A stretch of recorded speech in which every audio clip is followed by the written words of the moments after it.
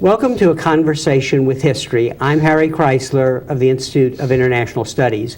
Our guest today is Robert William Fogel, 1993 Nobel Laureate in Economics. Dr. Fogel is the Charles R. Walgreen Distinguished Service Professor of American Institutions at the Graduate School of Business and Director of the Center for Population Economics at the University of Chicago. He is the 2004 Hitchcock Lecturer on the Berkeley campus. Professor Fogel, welcome to Berkeley. Wonderful to be here. Where were you born and raised? I was born and raised in the Bronx, New York City, for Californians who may not have heard of the Bronx. That's right. Although there are many immigrants here, so we some of us have heard, some of us have heard. And looking back, how do you think your parents shaped your thinking about the world? Well, my parents were very loving, very optimistic people, and they gave me an optimistic outlook on life. My father arrived at Ellis Island penniless, and in 1922, and by 1929 he had saved enough money to open his first business, and by 1939, even though the Depression intervened, he owned a business that employed over 100 people. Mm-hmm. So I'll tell you something that reflected the improvement in the status of the Fogel family. My brother, who was 6 years older than me and 9 years ahead of me in school, was a freshman at City College in New York when I was only 10 years old. Mm-hmm. And I remember he and a bunch of friends having a conversation one night when I was supposed to be asleep. And the topic was, what do you do if you won't, about a date on a weekend, if you only have 10 cents? And the answer was, find a girl who's babysitting.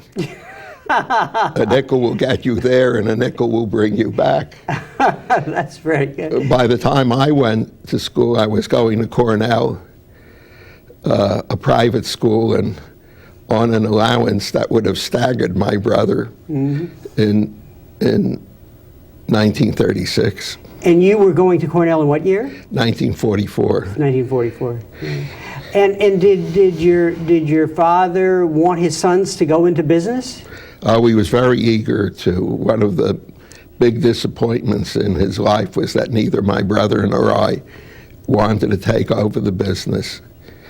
And he eventually sold the business when he retired. So he was quite disappointed. What do you think, is there a common element in what drew you and your brother to university life? Well, I was heavily influenced by my brother. He was my hero. Mm-hmm. And I wanted to emulate him when I was growing up. So I don't know. I mean, he was an extremely successful student. He was at the top of his high school class. So I think he just did very well in academic life, first in high school and then in college, and inspired me by his achievements. Mm-hmm. How do you think the times affected you? You were probably too young to appreciate the Depression, but that's a kind of an era in which there's a lot of turbulence. Did that seep into your consciousness? Not necessarily telling us why you chose the academy, but the issues you would look at. Well, I mean, when I lived through the Depression, I thought it was a golden age. Mm-hmm. Because my family life was so secure. Yeah. And I had wonderful teachers who, despite the Depression, had optimistic outlooks. And I remember in third or fourth grade, a teacher saying, in the United States, anyone can be president. So I grew up with the belief that I could be president too. So I had the notion that there was a lot of opportunity, both from my parents and from my teachers. Before you went to college, or in the beginning of college, you actually thought about being a scientist, right? Yes, I went to Stuyvesant High School, which was one of 3 science high schools in New York City. And my first passion was physical chemistry. I wanted to go to Caltech and study with a man who had won the Nobel Prize for physical chemistry some years earlier. But my mother wouldn't hear of my going 3,000 miles away from home. She wanted me to go to Columbia. And my brother, who I've described in print as the great compromiser, proposed Cornell. I'd be away from home, but still within a day's train ride of the city. So physical chemistry's loss was economics' gain, but what drew you to economics? What drew me to economics was the great concern in Congress and in the media and among my teachers with that the great unemployment of the Depression would return, and possible ways, mainly through Keynesian solutions, that the government might be able to intervene to prevent it. So it sounded challenging, and I thought I wanted to know more about these economic problems and what you can do about them. Now, a second part of the story of your career and your work is that you also are a historian, and you bring history and economics together in your work. Help us understand how that came about. What made you bring history along in the work that you did in economics? Well, I liked history. I used to read history for fun. I had very good history teachers in junior high school and high school who made it a really lively and living field. And then I had the good fortune that my principal teachers, both at the master's degree level and at the PhD level, were very historically oriented, particularly Simon Kuznets, who supervised my dissertation and was the 3rd winner of the Nobel Prize in economics. Mm-hmm. And were these teachers, did they have a European background? I mean, their sense of history, because one can say that Americans generally don't have as much of a sense of history. Simon Kuznets was born in Russia and came here at about age 20. Got a master's and then a PhD at Columbia University in the late 20s, and worked with Mitchell, the founder of the National Bureau of Economics, who had a very strong historical orientation to economics.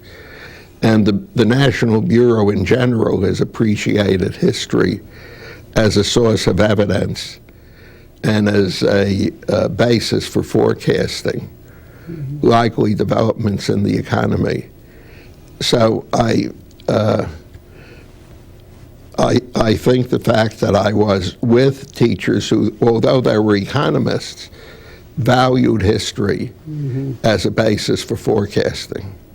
Tell us a little about the synergy between history and economics. Is because when one thinks of economics, one thinks of theory. Right. But with history, you often don't associate it with theory. So there must be an interesting play that has really helped you in your work. Well, I was also very theoretically oriented. Again, I had very good theory teachers at Columbia, one of whom was George Stigler. another Nobel Prize winner, and he was the first holder of the chair that I now hold. So he was a mentor both as a teacher and when I came to Chicago as a young faculty member, took an interest in me.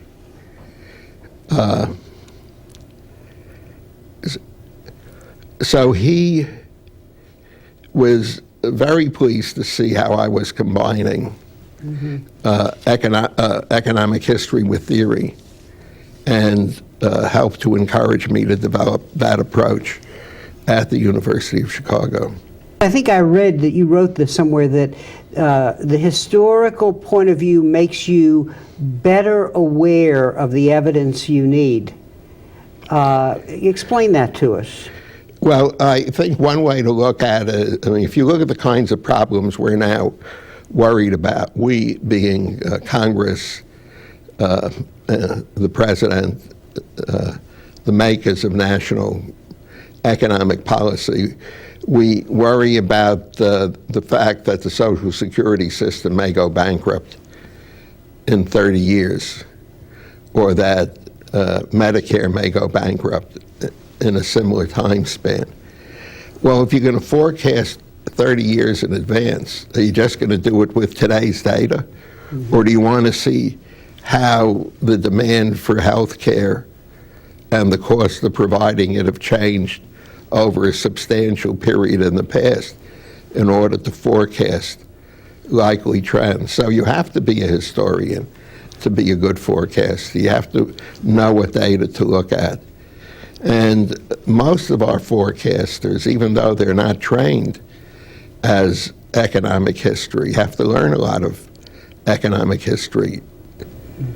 Using the example of Social Security, then does it become, it probably becomes important to understand how it came into being and what assumptions were built into the program, which have now changed as our historical situation has changed. Right. You need to go back into the history in order to know why we have, let's say, the kind of problems we have. That is, what was the outlook of the people who designed Social Security in the 1930s and then redesigned it under the Great Society program. So their vision, the vision of the people who were trying to set up a system that would last for a while, is your basis for thinking about, well, what are our problems going to be in the future, and how do we improve on the current design in order to avoid a crisis sometime in the not too distant future. And part of the issue there, I guess, is financing, right? The way they chose to finance the system. Right. Financing is the central issue. It's not that we're too poor a country. We spend, if we take health care, for example, we spend a great deal of our national income on health care, 15%. My forecast is that by 2030 we'll be spending 21%, and I'm relatively on the low end. There are some very notable forecasters who think it's going to be 29%, so nearly a third will be spent on health care. And if you go back to 1929, for example, we only spent 3%. We're much healthier than we were in 1929, but we spend more than 5 times what was spent then. So the demand for health care is not driven by the fact that we're getting more unhealthy, but that we're getting richer. Indeed, we're so rich that we need to use only a small fraction of our income for what used to be thought of as the basic necessities of life: food, clothing, and shelter. At the beginning of the 20th century, 75% of all household expenditures went for that, and now it's less than a third. And we're eating too much. We're eating more food and more expensive food. And a lot of the food is not just food; it's services, because food is now substantially prepared. Most of us have big freezers, and a lot of it is frozen. But even if you buy from the grocery store, if you buy spinach, it's pre-washed. In my mother's day, if you bought spinach, the grocer would pick up a bunch of spinach that was 1/3 sand by weight, wrap it in a newspaper, and my mother spent hours trying to wash the sand out. And even then, the spinach she gave me was a little on the gritty side. So we eat a wider variety of foods that are relatively more expensive in the chain, where we don't eat much grains anymore. We used to be 75% of our calories used to come from grains. And yet, despite all of this, food, clothing, and shelter are under 1/3 of all of our expenditures. So we have a lot of other things to spend it on. And we spend it on education. We spend it on health care. We spend it on early retirement compared to the beginning of the century. And we spend it on a variety of leisure time activities. I hear you saying that the history then allows you to see the kind of institutional and broad context in which the program originally emerges, but then history helps you see its evolution over time to where we are, and then to project into the future. And also how the society that program is supposed to serve has changed. Right. How its needs and interests have changed. So what was the situation of old people at the time of Roosevelt are very different. Now, are you satisfied, or what is your comment on the way this kind of analysis, which gives us a sense of the picture, the whole picture over time, how that information is then used by the people who make policy? In other words, do politicians still tend to get it wrong, once they have all of this information? I have a very high regard for the people in Congress who specialize in these issues. They are very knowledgeable. They have excellent staffs, and they invite academics to evaluate their proposals and approaches. So I think Congress is very serious. It wants to do a good job on these things. How serious Congress is gets a little distorted by partisan elections, because there's a certain amount of drama in which you try and emphasize the problems more if you're the party out of power, more than in a non-electoral situation you might be inclined to do. But leaving aside what you might call the theatrics of elections, I think the politicians are very well-informed, serious men who want to make sure that the government serves the population well. Mm-hmm. Now, another important element of your work is the methodological sophistication that you have brought to these studies. And I think you were an early user of computers to gather this information. And I think I heard you say in your lecture that if the technology hadn't come in to assist you, that the cost would have been so prohibitive that you never could have done some of the work, for example, on aging. Talk a little about that and how, because you've made clear to us the way you brought history and economic theory to the agenda, but also the sophisticated instruments that you had to work with were very important. Well, we've been studying the aging of the Union Army cohort, the cohort that fought during the Civil War. And that was the first cohort to reach age 65 in the 20th century. So if we're interested in how the process of aging has changed during living memory, that's an important cohort to study. And there is the data. In other words, the War Department gathered the information about these people. Yes, the nature of the Union Army pension was such that the average pensioner had a full-scale physical examination about once every 3 years. And those medical records have survived in the National Archives. Our research team is 50% physicians. And they've gone over these records, and they said if they were in a rural area and didn't have access to the high-tech facility, diagnostic techniques we use today, they could not have done better than these doctors did.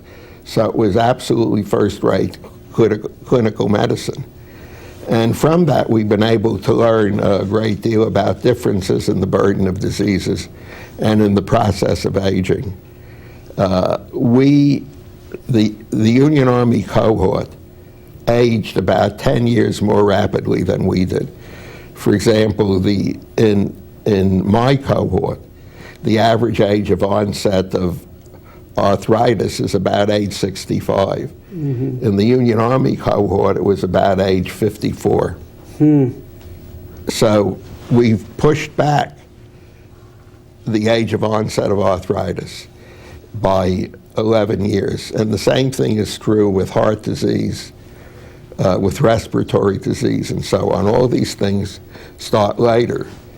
But not only that, the proportion who ever get these diseases is about a third less than it used to be. And once you get it, we have excellent interventions. We have drug interventions, we have other surgical interventions that are effective. And they may not extend our life, but they greatly improve the quality of life. Let's talk a little about the work that you've done on aging. So what did bringing this data to bear to the questions you're interested about aging, what did you conclude, basically, about the causes of this differences in the onset of these chronic illnesses? We concluded that we should apply for another grant. That's good. And we have. Yeah. So we're still working on it. Yeah. We have some conclusions. Yeah. But I think most of the research is ahead of us. Right.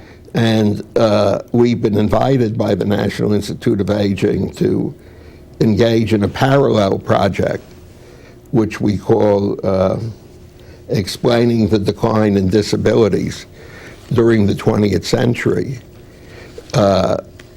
which means that the data that we already have is not adequate to answer all the questions we'd like. It was adequate to identify that there had been a change, but not adequate to identify why. Nevertheless, we have some preliminary hypotheses. And I spoke about those in my first Hitchcock lecture. We believe that the principal explanation for the increase in life expectancy and the reduction in disabilities during the course of the 20th century is the cleaning up of the environment.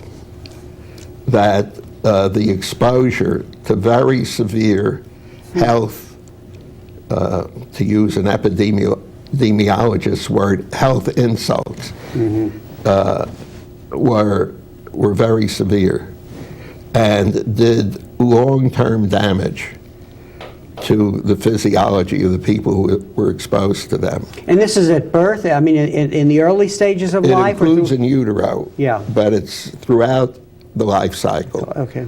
But the years, early childhood are the most sensitive years, when organs are still developing. Even if no new cells are being added, the cells are getting bigger.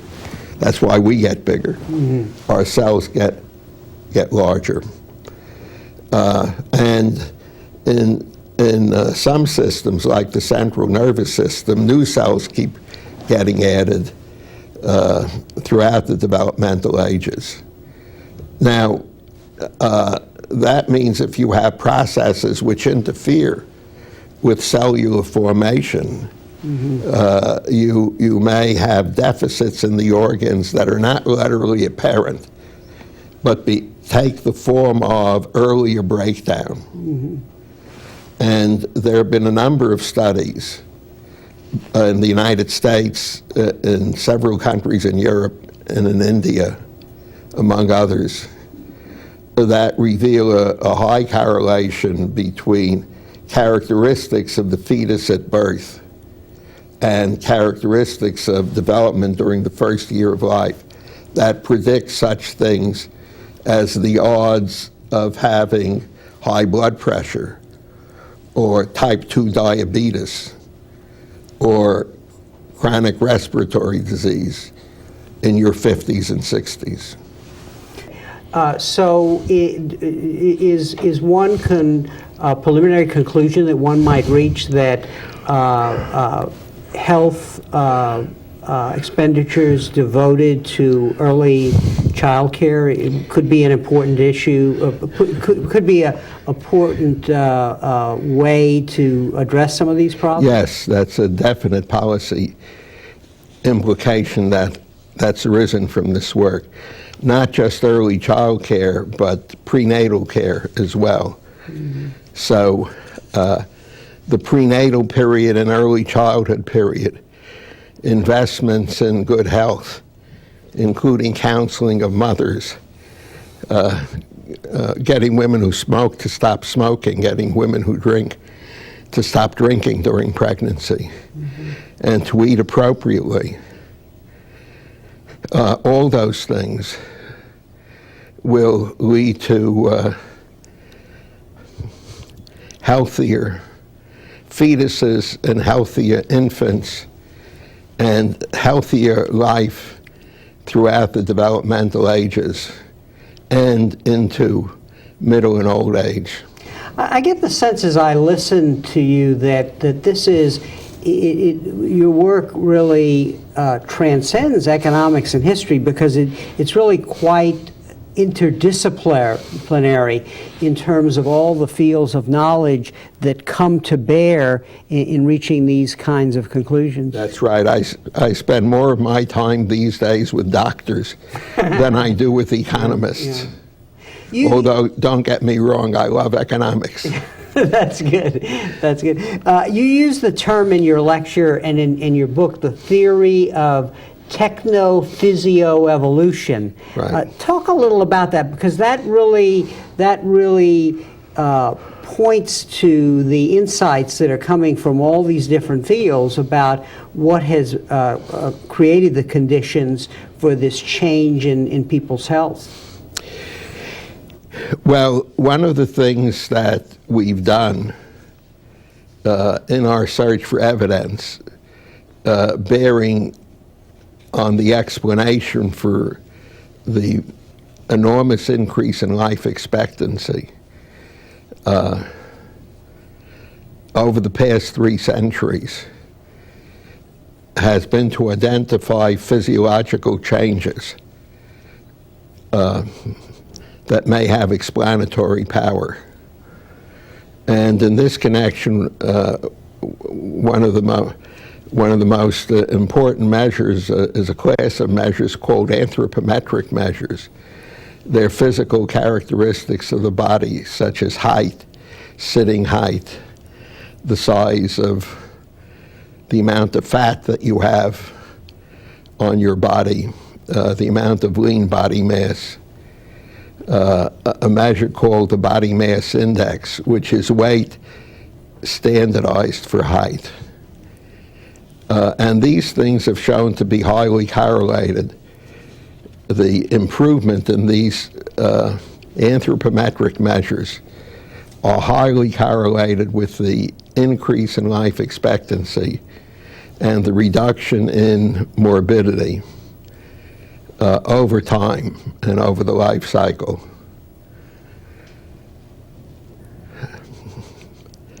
A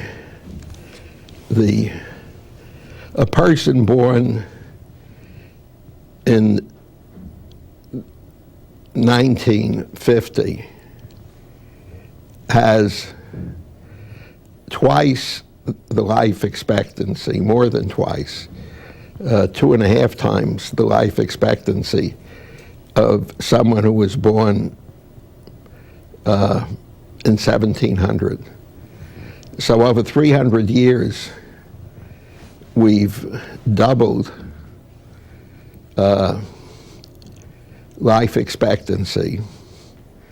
We've increased weight. We've increased average weight by 50%. And we've added nearly a foot to stature. So and what goes along with these difference in these external measures are stronger lungs, stronger hearts, improved respiration, stronger electrical signals across membranes. So in every respect that we've been able to measure, and we can do some of the measuring with these high techniques because unfortunately there are still some people who are as badly off in physiology because of malnutrition and exposure to disease in some very poor countries as the French were before the French Revolution. I'm curious, as I listen to you talk, clearly methodology is important, history is important, economic theory is important, but I'm curious, over the lifetime of your career, you've addressed some really big projects, just a few to, slavery, railroads, aging, and tried to locate them and understand what these phenomena were in their broader institutional context. What drew you to these subjects? I mean, is it something in your background? Is it the evidence that it's available? Just what interests you? I would be interested in the origins of the topics that you selected. Yeah, well, a lot of them are accidental. The general trend is not accidental. But when I was sitting in Simon Kuznets's class on economic development across countries and over time, at one point he said one of the most important factors in economic growth and development was the invention of the railroad, but no one has really studied it. And I said, oh, I like railroads, and actually I had done my master's thesis on the Union Pacific Railroads. I already knew something about it.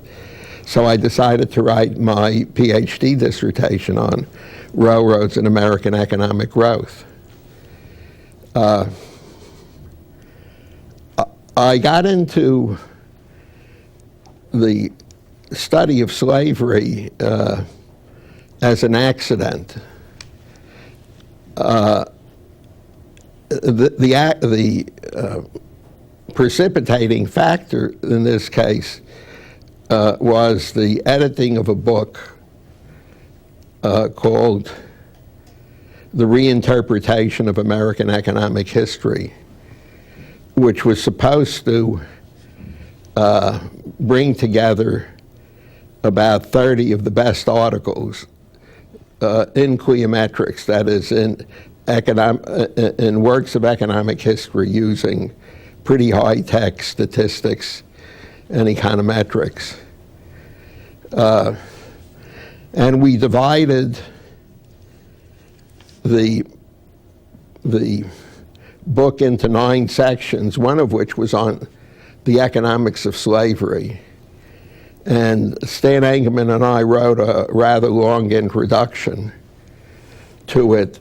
The work up until that date had focused on whether slavery was profitable or not, and whether the slave South was growing more or less rapidly than the North. And in the introduction, we said, well, what issues about slavery should the Cliometricians take on next? And we said, well, they ought to show how much less efficient slavery was than free agriculture, and to emphasize that theme, we thought we'd do a little back-of-the-envelope calculation. And we thought that the back-of-the-envelope calculation would show that slavery was at least 50% less efficient. But when we did it, it turned out to be 6% more efficient. And we were startled. We said, boy, we really messed that one up. And we started looking at it a little bit in more detail and redid it more carefully. At that point, we would hope just it was less than 1. We thought maybe people had been too sanguine in thinking that it was a 50% difference. But when we redid it, it turned out to be 36% more. So at that stage, we applied for and received a large NSF grant to study slavery. And one of the things we had to study was the demography of slavery, because the health and longevity of slaves was a factor in how productive and how you measured productivity. And it was there that we got interested in differential mortality trends. And we began to realize that we knew very little about trends in mortality in the United States before the 1890s.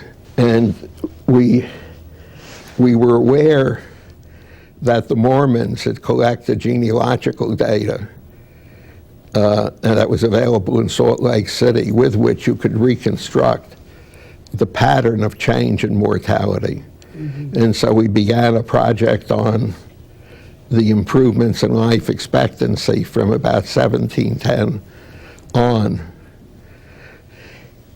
And that laid the basis. Those experiences, the creation of those data sets, the recognition that we now had high-speed computers that enabled us to get data that we knew was there, but nobody thought was usable. But with the appearance of high-speed computers and later on laptops, so you could actually take them into the archives and input the data at very low costs and process it at relatively low cost. We calculated, we received in 1991 a grant to begin the study of the aging process in the Union Army. And we calculated and it was a $3 million grant, and we calculated what would it have cost us to have done that project with the technology of 1978. And the answer was about $300 million. We would have needed a special bill through Congress. It was way outside the parameters of even big grants at the National Science Foundation or the National Institutes of Health. So the change in technology made it possible to go through massive data retrieval. And in the case of the Union Army sample, in order to get a lifetime picture of the changes in health over the life from early childhood to death, we had to link together information from 20 different data sources. And to describe that life cycle pattern, including all of the health information, takes 15,000 variables. When I first started using computers, or let's not say when I first started, when I was using computers in the mid to late 1970s, 5,000 variables with maybe 5,000 observations with maybe 50 variables was thought to be the outer limit of what you can handle. So here we had 40,000 observations with 15,000 variables on each observation. And I won't say it was a snap, but it was doable. So the long-term trend is that one problem leads you to another, and the technology coming on board allows you to do things you could not have done in the first instance. At every stage in our work on long-term changes in health and longevity, at every stage we were pushing the limits of technology. And our main problem was to convince our peers that it could be done. They were all convinced it was a good idea, but they had to be convinced it could actually be done. And within the expenditure limits that we were proposing. And I guess some of these results, like the results on slavery, were pretty controversial. So it's a combination of what the evidence shows on the one hand being controversial, but also the controversy aroused by saying, well, we want to go in this direction, and they were very controversial within our own research group. There were times when I thought that Stan was nuts, and there were times that he thought that I was nuts. And our graduate research assistants thought we were both nuts. I see. Although sometimes they were ahead of us. But it was so contrary to received wisdom. On slavery now. On slavery. That it was very difficult to... When we got our first results, we were so dubious about it that we delayed publication for 2 years, trying to falsify the result. And we only published it after 2 years when we couldn't break our own findings. When one thinks of creativity or of the work of Nobel laureates, you think of that eureka moment where suddenly things are put together. Is that what you've experienced in your career, or is it more the initial choices about directions that you want to go that are really more important? What is the best description of the most exciting moments in your career? Well, there are a lot of eureka moments, but it's not eureka, I found it. It's eureka. It's just the opposite from the way we've all thought it would be. I see. Also, a lot of the most, if you take the slavery, some of the most important turning points were discoveries by our graduate students that we never dreamed of. They would just give us a result, and I say, can't be true, you must have done something wrong. And I only gradually realized that it was my priors that were wrong. Their work was right. So we got started on tracks that we never anticipated, because it's very collective. It's a research group. It's not a lonely scholar with a light suddenly coming on. It's collective research, takes a lot of labor, takes a lot of different skills. Nobody has all those skills.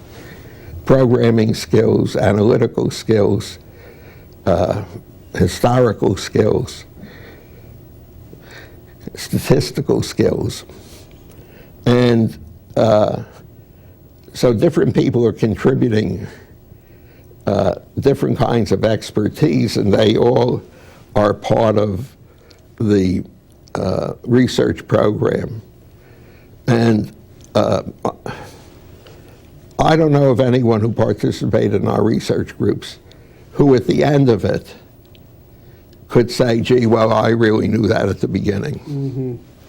So then how would you characterize the people who do well in the kind of work we're talking about?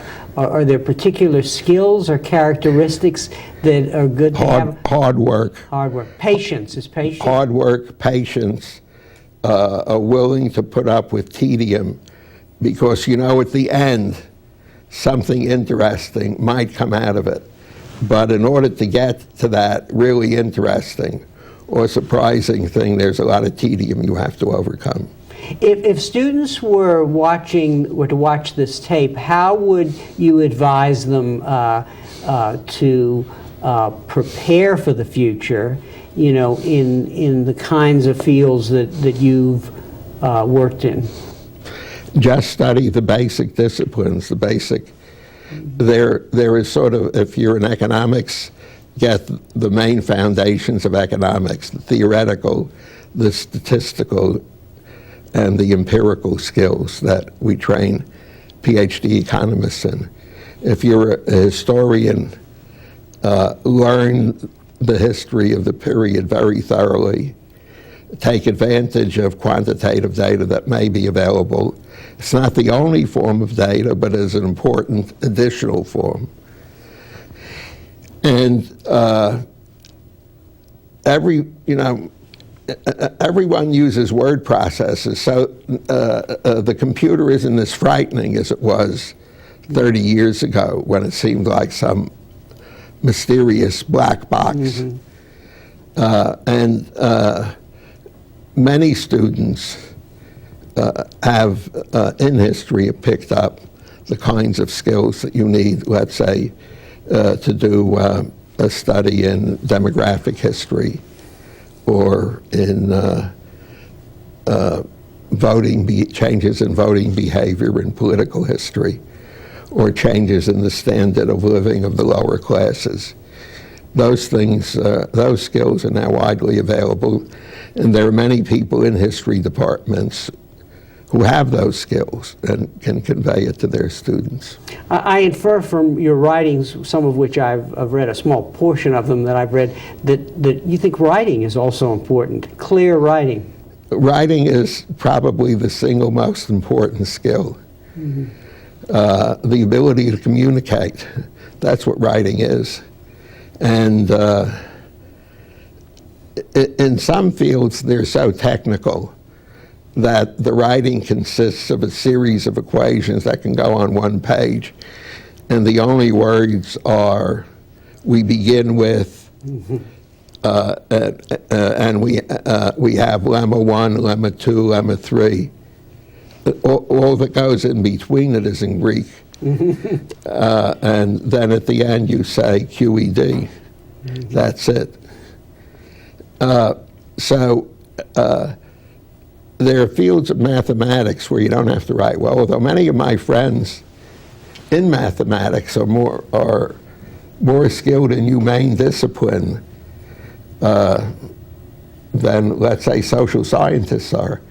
So people in the sciences and in mathematics are very broad, humane, and social scientific interests.